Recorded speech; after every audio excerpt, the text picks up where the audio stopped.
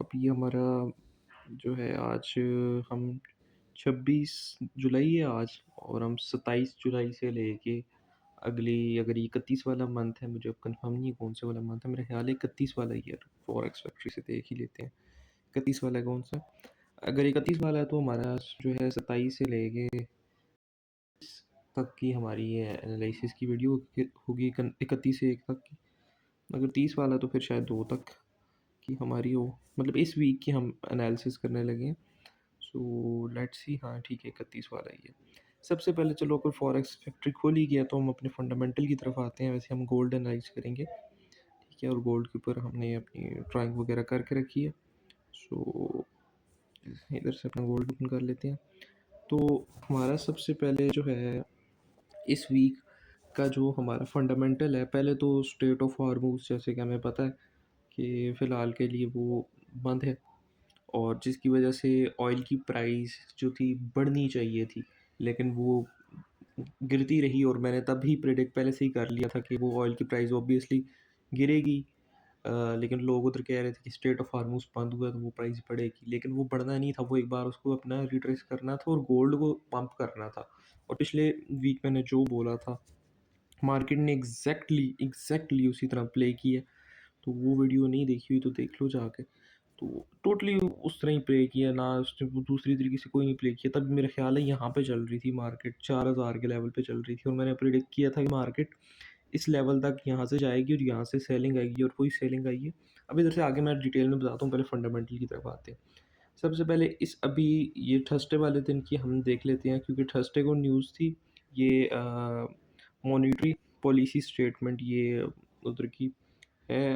जैसे हमारा ये फेड का होता है, तो इसी तरह उनका यूरो का ये उनकी स्टेटमेंट आई और उन्होंने अपनी प्राइस जो है बिल्कुल वो इतनी ही रखी है। उन्होंने कोई महंगाई वगैरह कुछ भी नहीं किया, सेम 240 थी 240 रखी है। अब इसको देख के लोग यही सोच रहे होंगे कि यार चलो ठीक है जी, वही सेम रेट है, बस गोल्ड जो है वही सेलिंग में है तो बस सेलिंग में जाएगा। लेकिन नहीं, यहाँ पे सीन उल्टा होता है, क्योंकि थोड़ा सा डीपली हम देखें तो पिछली बार यहाँ पे 215 से 240 की थी, उसके बाद ये 240 पे ही रही है। मतलब कि यूरो बढ़ा था, ठीक है, यूरो के अंदर महंगाई हुई थी और वो जो है मतलब कि महंगाई हुई थी, मतलब यूरो पंप, यूएसडी डंप और फिर गोल्ड से फिर से पंप, ठीक है। तो इधर से हमारे पास एक बाइंग की कंफर्मेशन, इधर से आगे लोग इधर वही सोच रहे होंगे कि यार कुछ भी नहीं, बस ठीक है मार्केट ब्रेक ही, मैंने बस उतना कुछ भी नहीं होना, ना ऊपर ना नीचे, बस वही है। लेकिन यहाँ से वो पंप आएगा। उसके बाद फ्राइडे को जो है कोई इतनी ख़ास न्यूज़ नहीं थी। ये मैन्युफैक्चरिंग की, पीएमआई की, ये कुछ छोटी मोटी न्यूज़ वगैरह ये सारी जो है ना, ये भी बुलिश ही साइन दिखा रही हैं हमें गोल्ड के लिए। सो यहाँ पे हम आते हैं मंडे को, क्योंकि न्यूज़ नहीं, अब इसने वही डाटा फॉलो करना है यूरो वाला, क्योंकि फ्राइडे वाले दिन कोई रेड फाइल नहीं थी, कोई हाई इम्पैक्ट न्यूज़, तो ये थर्सडे वाले की ही फंडामेंटल आगे फॉलो करेगी। सो ये मंडे को भी कोई न्यूज़ नहीं है, इसका मतलब मंडे को भी बुलिश है, ठीक है। ट्यूसडे को भी बुलिश। अब ये नहीं है कि डायरेक्ट डायरेक्ट मार्केट ऊपर जाएगी, मैं पूरे लेवल्स बताऊंगा इधर के जो चार्ट पर ड्रा किए हुए हैं, किधर से बुलिश जाएगी और होगा भी हुई 100% इंशाल्लाह से। फिर ट्यूसडे को ये एक है इसकी उधर का कोई, जैसे इधर का फेड का चेयरमैन है, उधर ऑस्ट्रेलिया का भी कोई है, ये बुल लॉक स्पीक, ये कुछ उधर बोलेगा। तो ये इतना मैटर नहीं करता, क्योंकि ऑस्ट्रेलियन डॉलर है और दूसरा वो नहीं गोल्ड पे इतना इम्पैक्ट देगा। स्पीक वगैरह इतनी नहीं इम्पैक्ट देती। हाँ वो ट्रम्प हो यदि का, तो फिर तो बहुत कुछ हो सकता है, ठीक है।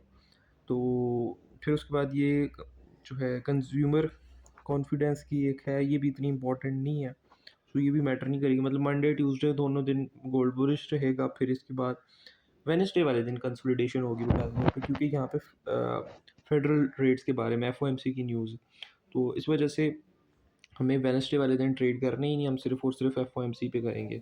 तो अब मैं वो भी बताता हूँ एफओएमसी के ऊपर हम कैसे ट्रेड करेंगे और वो क्या सिनेरियो होगा।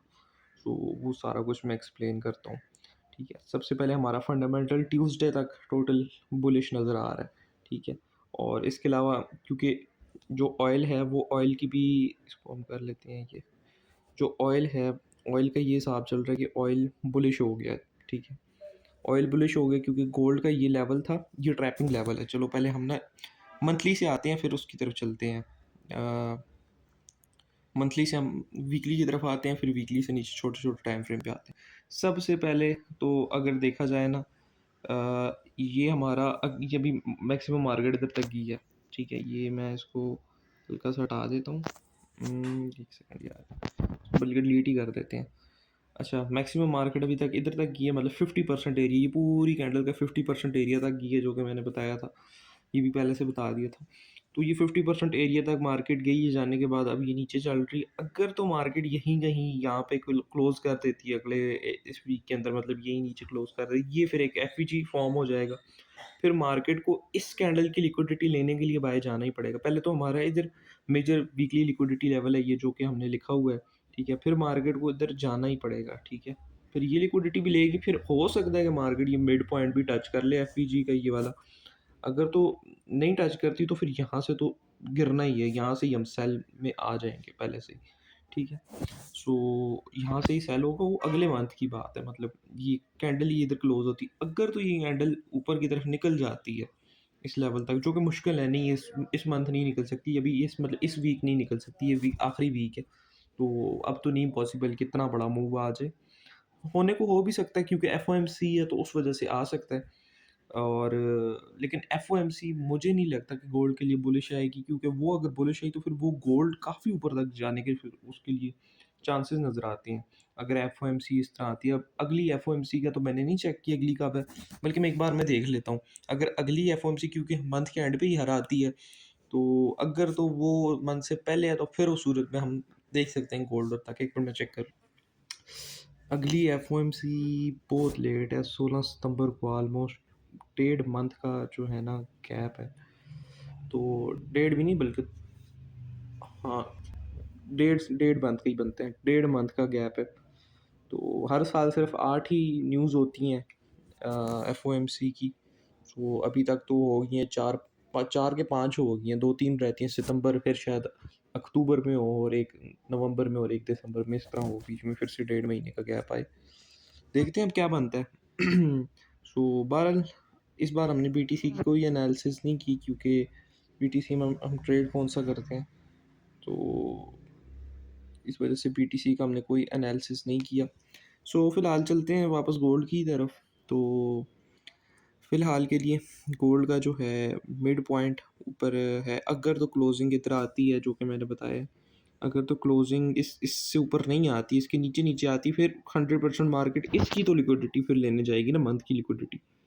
नीचे लिक्विडिटी से पहले रिवर्स हुई है, तो एक तो कॉन्सेप्ट है वो कि लिक्विडिटी से पहले जब भी रिवर्स हो तो मार्केट वो ऊपर लिक्विडिटी फिर लेके आती है।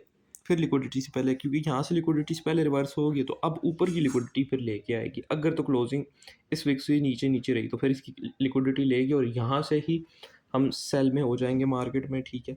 एक तो ये लंबा मैंने बायस दिखा दिया कि अगले मंथ मार्केट गिरेगी ही गिरेगी फिर, ठीक है। अगला मंथ तो बहुत तगड़ा सेल है, अगला मंथ तो मैं देख ही इस एरिया तक रहा हूँ, ठीक है। इस एरिया में मुझे अगर मिलती है मार्केट इधर से, या तो इधर से कहीं से मिलती है, इधर से एंट्री मिलेगी बेस्ट है, इधर से तो बाय करेंगे ही करेंगे, इधर से तो फिर मार्केट मुझे कम से कम यहाँ से तो ऊपर ही ऊपर ही नज़र आ रही है, काफ़ी ऊपर तक नज़र आ रही है मार्केट अगर इधर आती है तो।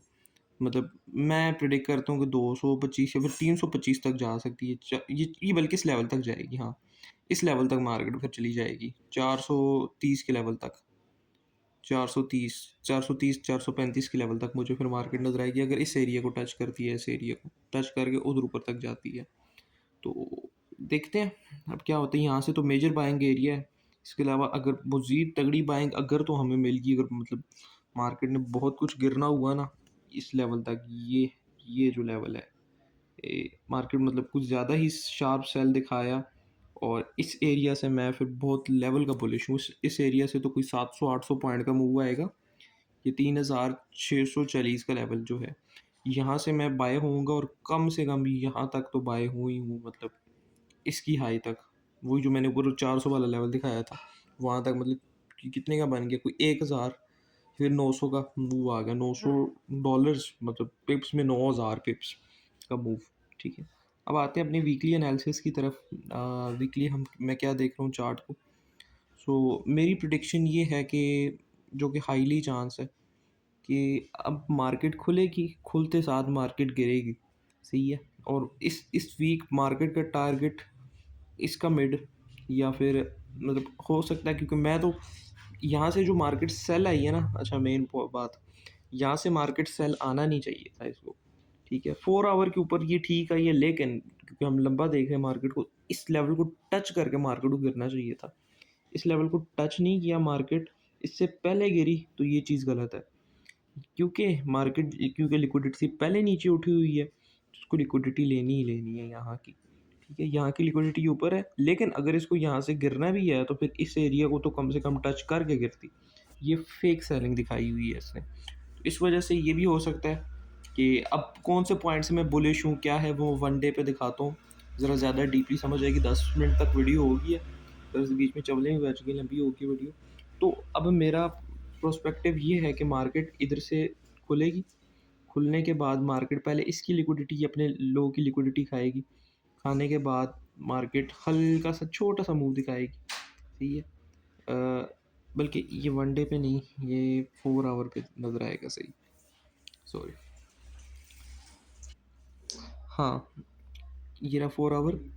यहाँ से मार्केट गिरेगी, गिरने के बाद ये इसके नीचे कोई विके नहीं बनी हुई है इस एरिया पे, ये हमें नज़र आ रहा है कि इधर कोई ग्रीन कैंडल के नीचे विक नहीं है, जो मैंने पिछले वीक भी बताया था कि ऊपर एक लेवल था जहाँ पे कोई विक नहीं बनी हुई थी, उसको खाने मार्केट गई है, ठीक है। समवेयर ये रहा, ये देखो, इसके ऊपर कोई वीक नहीं थी, बल्कि छोटी सी थी, लेकिन ना के बराबर। तो मार्केट, इसी को मैंने टारगेट बताया था कि इधर तक मार्केट जाएगी, और मार्केट उधर से ही जाके गिरी है।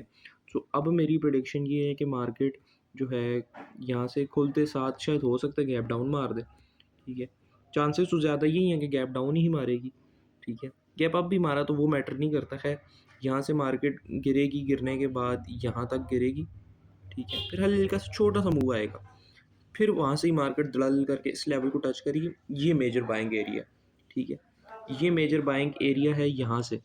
यहाँ से मार्केट उठ गई तो फिर उठेगी, यहाँ से हल्का सा गिर गई ना, मिसाल के तौर पे यहाँ से गिरी, तो इसका मैक्सिमम कहाँ तक गिरना है, मैं तो इधर से ही बुलिश हो जाऊँगा, लेकिन फॉर द सेफ पर्पस ये पूरा जोन है, इस जोन को नहीं ब्रेक करेगी। इसी जोन के अंदर अंदर से ही कहीं ये मिड पॉइंट से भी उठ सकती है, यहाँ से भी उठ सकती है, ठीक है। बट ये पूरा जोन है, यहाँ से इसने उठना ही उठना है। यहाँ से उठ के ये हल्का सा रिट्रेस करते करते मार्केट इस लिक्विडिटी को लेगी, ठीक है। ये जो इसकी डे का हाई है, यहाँ पे ये डे का हाई बनता है, इसको लेगी, सही है। ये यहाँ पे आगे कहीं ना कहीं इसका पहला दिन क्लोज हो जाएगा, ठीक है। तो ये थोड़ा सा टेढ़ा मेढ़ा हो गया, लेकिन एरिया तो समझ आ गया होगा कि इसी एरिया पे जाके पहले दिन की कैंडल क्लोज होगी। फिर दूसरा दिन क्या होगा, दूसरा दिन भी दिखा देते हैं, दूसरे दिन के चांसेस क्या हैं। सो ये लिक्विडिटी लेने के बाद मार्केट का, अब क्योंकि इस एरिया को टच कर लिया ना, यहाँ पे, यहाँ से इसने टच करके यहाँ से ऊपर बुलिश निकल गई है। बुलिश निकलने के बाद मार्केट ने जो पीछे मैंने लेवल मार किया था, ये वाला, ठीक है, ये वाला लेवल, अब इसको ये टच किया, तो हल्का सा इधर इधर से हल्की सी सेलिंग दिखाई, तो हो सकता है कि रुको एक मिनट ड्रॉ कर लेता हूँ। यहाँ से फिर निकलेगी मार्केट, ठीक है, इस एरिया को तो चीरेगी चीरेगी ना। तो यहाँ पे जाके अगर तो यहाँ से हल्का सा सेल आ गया तो ठीक, सही है। फिर वो हल्का फुल्का सेल होगा, मतलब वो हो सकता है कि वो ट्यूसडे वाला दिन होगा, सेल आ गया तो ठीक है, छोटा मोटा सेल फिर आ गया, फिर एफओएमसी के चांसेस ज़्यादा हैं कि फिर वो बुलिश बना दे, ठीक है। एफओएमसी के फिर हाईली चांसेस हैं कि वो वेडनेसडे वाले दिन रात को फिर वो बुलिश बना के फिर वो ये वाले ऊपर का लेवल चीर देगी। अगर तो नहीं आता, ठीक है, अगर तो ये डायरेक्टली ब्रेक कर देती है, ठीक है। मुझे एफओएमसी में चाहता हूँ कि भैया एफओएमसी सेल आए, क्योंकि मैं नीचे इस एरिया तक मैंने मार्केट को देखना ही देखना है, इस एरिया तक, ठीक है। ये नहीं तो वो नीचे वाला जो मैंने लेवल ड्रॉ किया था 3600 के एरिया पे, यहाँ कहीं ना कहीं, यहाँ पे तो मैं मार्केट को ऐसे भी देख रहा हूँ। सो अब मेरा यही है आइडिया कि मार्केट इधर से जो है यही करेगी कि यहाँ से निकलेगी, और ट्यूसडे वाले दिन मैं तो चाहता हूँ कि इस एरिया का ब्रेक हो जाए, ये जो है ना, इस एरिया का ब्रेक हो ही जाए। इस एरिया का एक बार के लिए हाई ब्रेक हो गया ना, फिर इजीली चांसेस है कि यहाँ तक निकल जाएगी मार्केट। ना हुआ तो फिर थोड़ी सी सैड न्यूज़ कि यहाँ से मार्केट पहले ही फिर रिवर्स कर जाएगी, फिर नीचे की तरफ उसका टारगेट हो जाएगा। फिर ये लेवल अगले महीने, मतलब कि 1-2 तारीख के बाद, फिर ये लेवल की तरफ मार्केट नीचे से ऊपर की तरफ दोबारा से आएगी, ठीक है। सो ये भी हो सकता है कि एफ जो है, बेशक मार्केट इधर चले, इस एरिया पे चले, जहाँ पे भी चले, क्योंकि यहाँ से तो ऊपर ही जाएगी ना, इस एरिया से तो ऊपर ही है। तो ये जिस एरिया पे भी हो, यहाँ पे भी एफओएमसी क्रिएट होके वो उसको सेल में बना दे, मतलब मंथली कैंडल ही वो सेल बना दे एफओएमसी की न्यूज़ की वजह से। मतलब ये जो मंथली कैंडल है हमारी ना, ये सेल में क्लोज हो जाए, फिर चांसेस आएंगे फिर शायद मार्केट दोबारा कहीं ना कहीं उठ के फिर ये लिक्विडिटी ले के फिर यहाँ तक आ जाए, ठीक है।